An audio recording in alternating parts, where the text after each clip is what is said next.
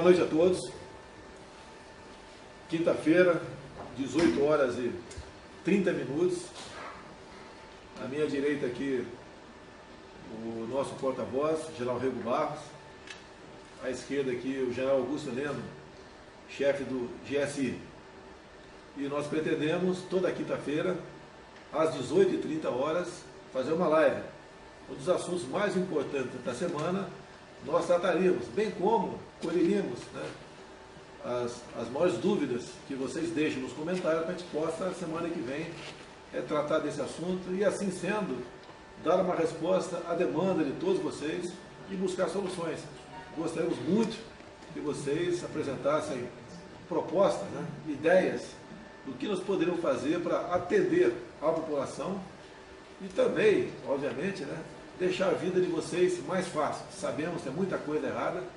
Nós devemos, o Rego Barros, prezado João Augusto Heleno, no primeiro momento não é nem tanto fazer, é desfazer muita coisa que foi feita de errado ao longo desses últimos 20 anos.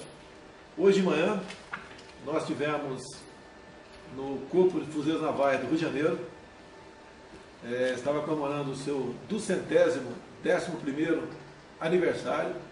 Usei da palavra e, para avaliar, né, vai dar polêmica em dado momento, quando eu falei que no Brasil nós devemos às Forças Armadas a nossa democracia e a nossa liberdade. E assim é em todo lugar do mundo. E essa fala já começou a levar para o lado as mais variadas interpretações possíveis. Então, já Augusto Heleno do meu lado aqui, mais antigo, mais idoso, mais experiente. É uma satisfação tê-lo como ministro, que é uma pessoa que nos aconselha, é aquela pessoa que, num momento difícil, inclusive, sempre nos ajuda a buscar uma solução. Já o senhor achou o meu pronunciamento hoje, lá no Rio de Janeiro, polêmico, algo que deixa alguma dúvida que eu estaria num caminho errado naquilo que eu falei, no tocante a que as Forças Armadas, né, no Brasil sempre estiveram ao lado da democracia e da liberdade? Não, claro que não. Isso aí não tem nada de polêmico. Ao contrário, as suas palavras foram ditas de improviso para uma tropa qualificada e foram colocadas exatamente para aqueles que amam a sua pátria, aqueles que vivem diariamente o problema da manutenção da democracia e da liberdade, caracterizando e exortando para que continuem a fazer o papel que vem fazendo, de serem os guardiões da democracia e da liberdade. E tentaram distorcer isso como se isso fosse um presente dos militares aos civis. Não é nada disso.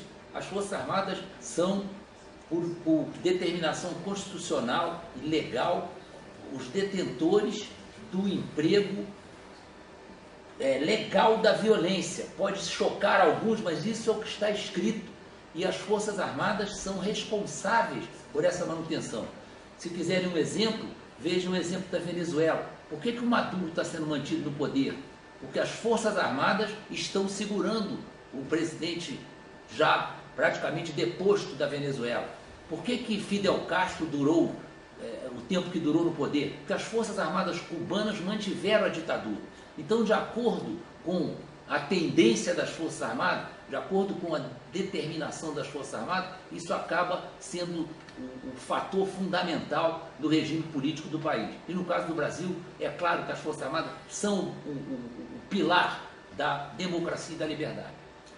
E não é porque eu sou militar, também falei lá no Corpo de Fuzileiros Navais, que os militares, diferentemente do que aconteceu nos últimos 20 anos, serão tratados, sim, em geral, com dignidade e com respeito. Afinal de contas, né, em todas as pesquisas, geralmente as Forças Armadas estão em primeiro lugar na aceitação junto à opinião pública. Se o senhor permitir, presidente, o controle civil objetivo propugnado por Samuel Huntington, ele advoga que as Forças Armadas devem ser a fortaleza desse controle civil. E, naturalmente, as Forças Armadas brasileiras já o são por defenderem veementemente a democracia.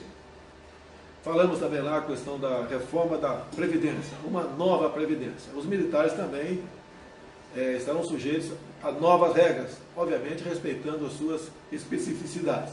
Assim foi falado. E nessa nova proposta, né, de uma nova Previdência, está ali em primeiro lugar, combate a privilégios. Né? O parlamentar vai se aposentar com o teto do INSS, em torno de R$ 5.800. Assim, as demais categorias. Então, foi nesse sentido o nosso pronunciamento lá. E nós, né, não é porque eu quero, nós precisamos fazer uma reforma da Previdência. Afinal de contas, ela está mais do que deficitária.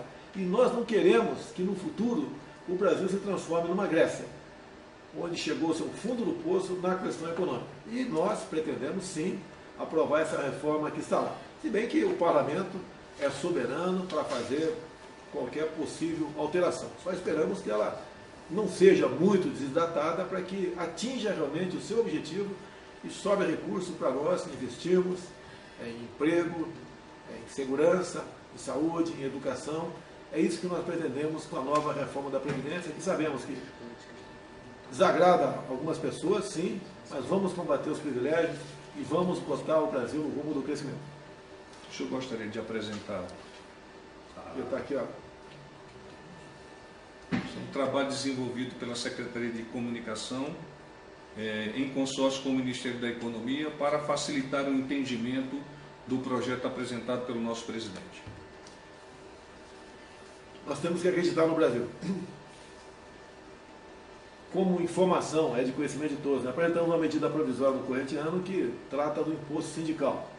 Ou seja, o sindicato que, porventura, queira receber a contribuição dos seus associados, ele vai ter que emitir um boleto e o trabalhador, se tiver de acordo, né, se ele achar que o seu sindicato realmente está fazendo um bom trabalho para ele vai lá no banco e paga. Caso contrário, não paga, porque já está em lei que esse imposto não é obrigatório.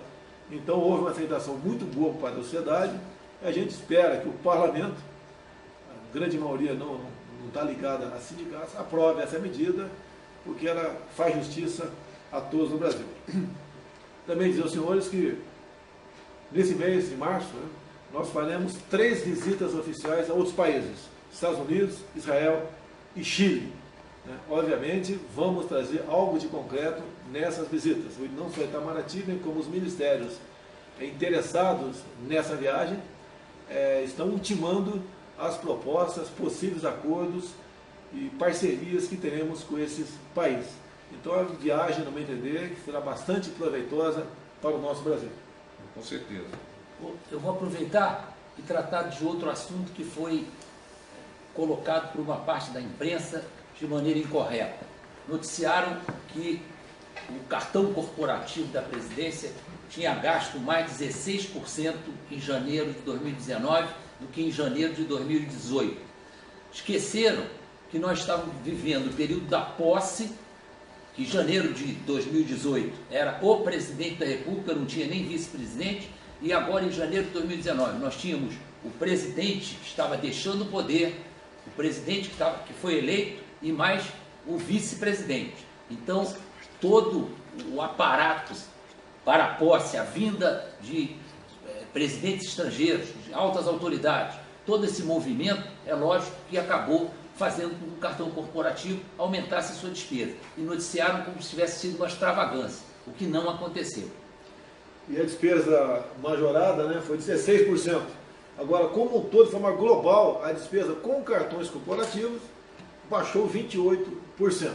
Então, lamentável, infelizmente, a imprensa pegou aquela parte negativa, né, e divulgou. Se bem que não foi tão negativa assim, porque a despesa do ano passado tinha um presidente apenas, né, e nessa agora tinham 2 presidentes e um vice-presidente. O assunto que interessa a vocês, há pouco nós anunciamos que vamos entrar com um projeto, através do que vai estar ultimando o projeto, o nosso ministro da Infraestrutura, o Tarcísio, que é um capitão do Exército, que é formado pelo INE, que é concursado pela Câmara dos Deputados. Vamos buscar, né, junto ao Parlamento, aumentar a validade da carteira de motorista de 5 para 10 anos. Agora, uma coisa muito importante, lombadas eletrônicas. Conversei com o ministro Tarcísio, né, que é uma quantidade enorme de lombadas eletrônicas no Brasil. É quase impossível, né, você viajar sem receber uma multa. E a gente sabe que, no fundo, né, ou desconfia, que o objetivo não é diminuir acidentes. Não é, porque hoje está muito mais preocupado em se olhar para o lado do barranco, ver se tem uma lombada eletrônica, do que para ver a sinuosidade das pistas. Então, uma coisa que foi levantada aqui pelo ministro Tarcísio, vale a pena tomar conhecimento, porque, afinal de contas, né, o dinheiro é teu, a multa é você que paga. As estradas pedagiadas, um percentual do arrecadado em pedágio, a empresa tem que aplicar em manutenção, tapar buraco, pintar, fazer meio fio, entre outras coisas. E as empresas agora descobriram que o monitoramento pode fazer parte desse tipo de serviço. E o que é o monitoramento?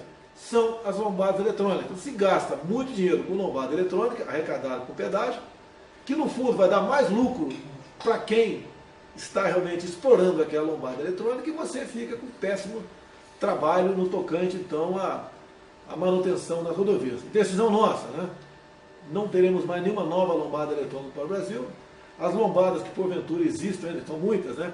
Quando for perdendo a sua validade, a princípio não serão renovadas. E lembrei da Rio Santos, já andei muito ali, até a região de Mambucaba, e já fiz também, fui do Rio a Santos de carro, prezado Rego Barros, prezado General Augusto Heleno.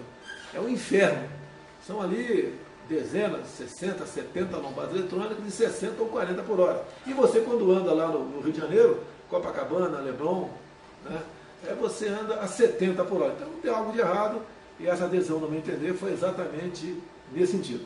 Vale lembrar que o DENIT, né, até há pouco tempo, estava na mão de partidos políticos. Isso acabou e esse departamento agora está voltado realmente para trabalhar 100% em benefício dos condutores. E é inclusive um oficial de engenharia da reserva do Exército Brasileiro, General Santos Filho. Está lá no DENIT agora. No DENIT, exatamente.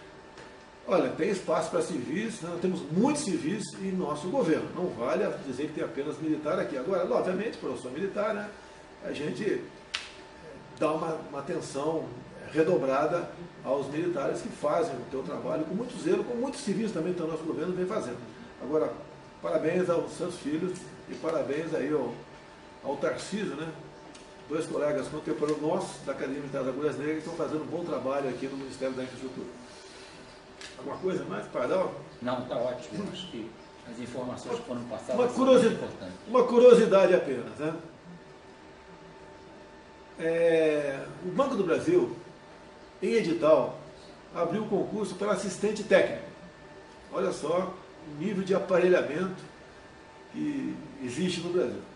Tá? E ali, na exigência para você ser assistente técnico, você tinha que ter cursos de diversidade e prevenção ao assédio moral e sexual. Isso daqui é questão de educação. Ninguém precisa fazer curso nesse sentido.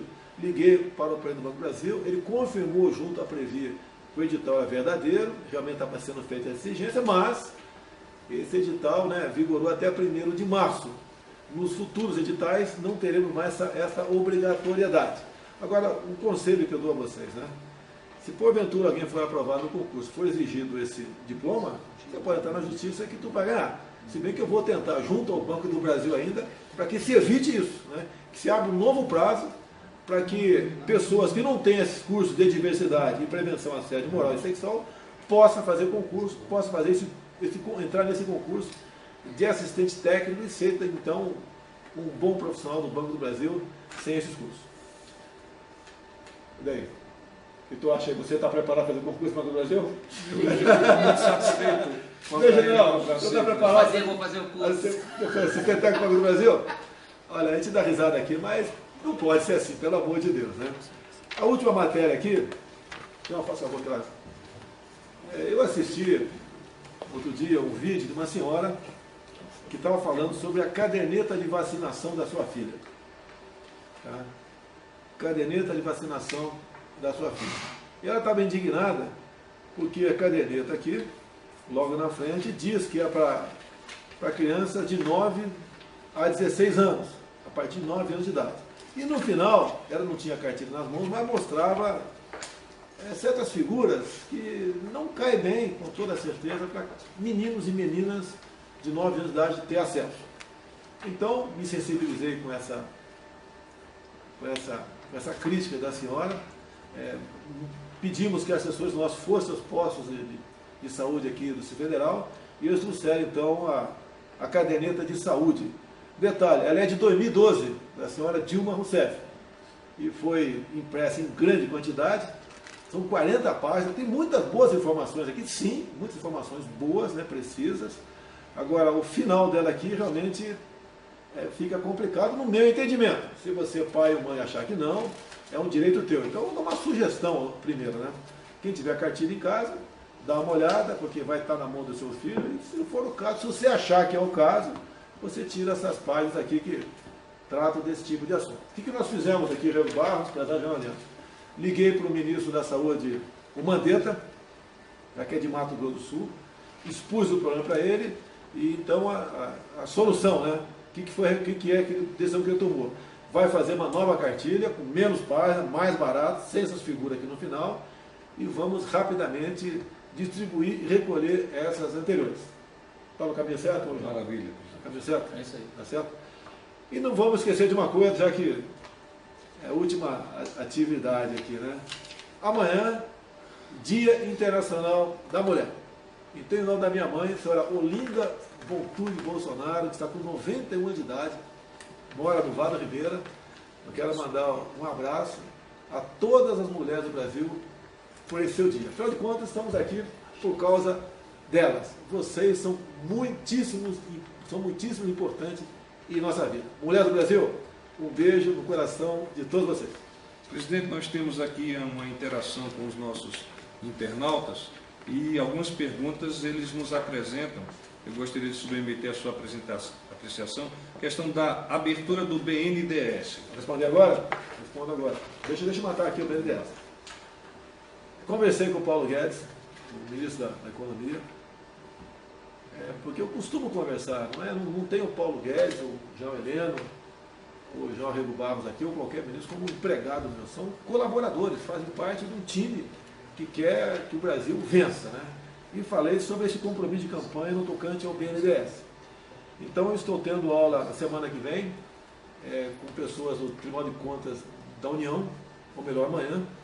Então, são dois profissionais do Tribunal de Contas da União para falar sobre o BNDES. O que nós queremos? Transparência.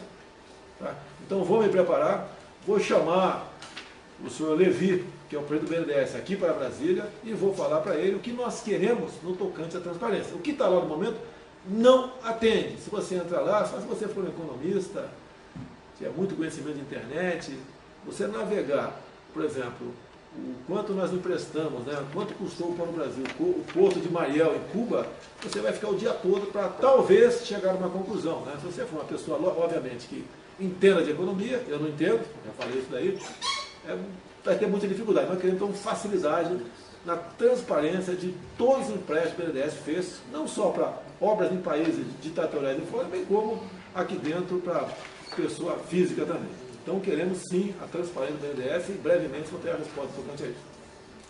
Gostaria de relembrar, presidente, que essas lives passarão a ser semanais e que elas têm o intuito de o nosso presidente conversar diretamente com você, cidadão brasileiro, cidadão da nossa sociedade, que tanto deseja um Brasil pujante e forte no presente e no futuro, para nós e para os nossos filhos e netos. Todas as quintas-feiras, 18h30. 18h30. Olha, tenho 3 viagens esse mês, né? Se não for possível 18h30, então logo seja possível, vai ser na quinta-feira, eu farei, mesmo estando fora do Brasil. Tudo bem. Eu acho importantíssimo. Essa divulgação, ela vai enriquecer tem conhecimento pelo noticiário, e é uma informação oficial do presidente da República. O que é importante também, se vocês tiverem perguntas para ministros, nós não podemos sempre ter 2 ministros do nosso lado. Então, de acordo com a demanda, nós podemos chamar aí o Ricardo Salles, do Meio Ambiente, podemos chamar o João Fernando da Defesa, podemos chamar o Mandetta da Saúde, o ministro Tarcísio, a Damares da Mulher e Direitos Humanos, a Tereza Cristina da Agricultura, está sofrendo, tem uma demanda enorme. O seu ministério terrível, nós estamos aqui, o pessoal do Vado Ribeira, me desculpe, né?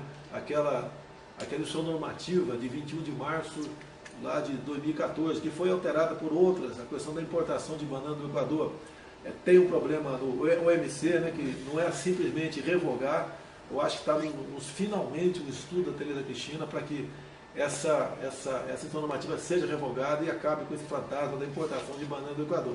Afinal de contas, a gente não consegue entender.